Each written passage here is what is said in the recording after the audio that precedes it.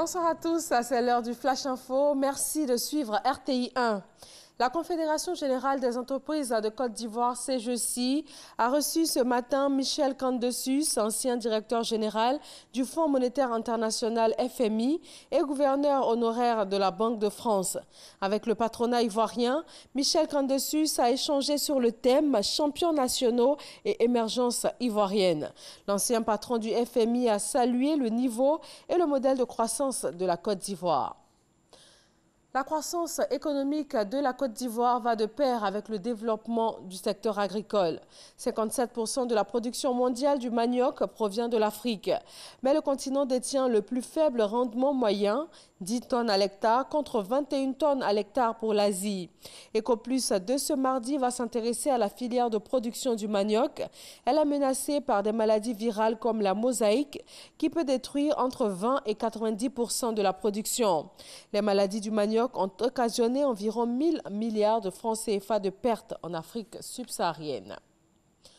Gestion durable des ressources en eau, le ministère des Eaux et Forêts, avec l'appui financier de l'Agence française de développement, a conduit 3 études sur la lagune Adjin dans la commune de Bingerville. Ces études ont été initiées dans la perspective de l'utilisation de cette lagune à des fins d'exploitation pour l'approvisionnement en eau potable du district d'Abidjan. Walter Amadou Ouattara.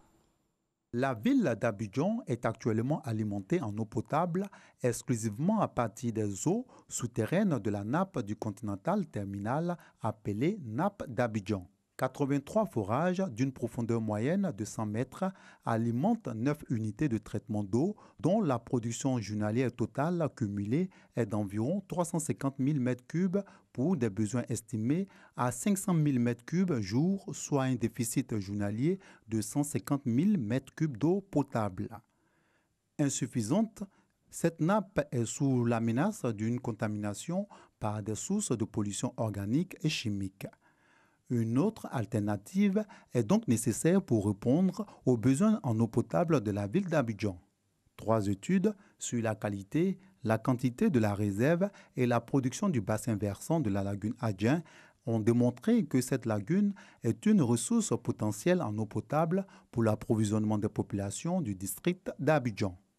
Eau douce de surface, située au sud-est d'Abidjan, dans la commune de Bingerville, la lagune Adjin pourrait produire 225 000 m3 par jour. Elle est moins salée, mais victime de prémices de pollution. La lagune Adjin doit donc faire l'objet d'attention particulière. Nous devons tous préserver notre environnement et l'eau qui est la vie doit être en premier lieu préservée. Donc c'est ce message-là que nous sommes venus apporter et constater de visu donc, de ce qui est fait ici et surtout faire en sorte que les résultats qui sortiront de nos travaux donc, puissent être appliqués le plus rapidement possible pour le bien-être de nos populations. Sensibiliser les populations oppose un manque d'eau potable dans leur village. On a compris des choses.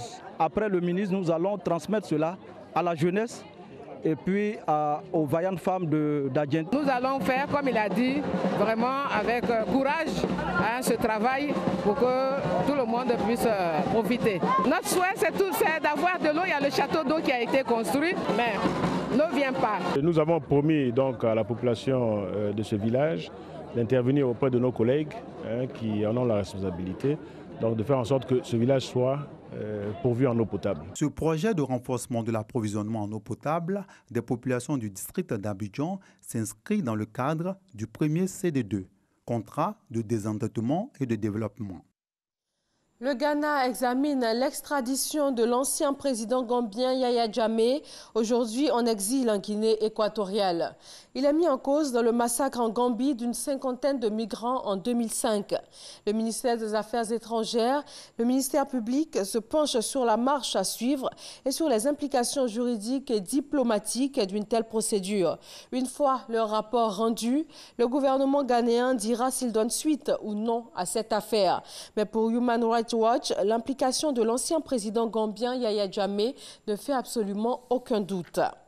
Conférence internationale sur la crise libyenne. Les représentants des différentes parties prenantes se sont réunis aujourd'hui mardi à l'Élysée à Paris sur invitation du président Emmanuel Macron.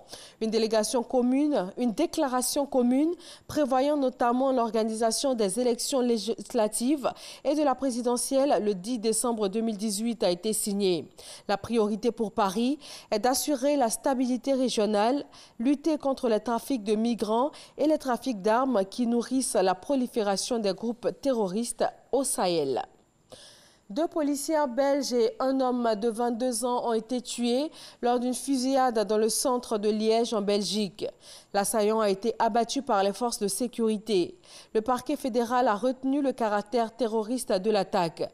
Après avoir tiré sur la voie publique, l'assaillant s'est réfugié dans un lycée. Une brève prise d'otage a suivi, à l'issue de laquelle plusieurs autres policiers ont été blessés. Et voilà pour ce Flash Info. Rendez-vous pour le 20h sur RTI 1. À tout à l'heure.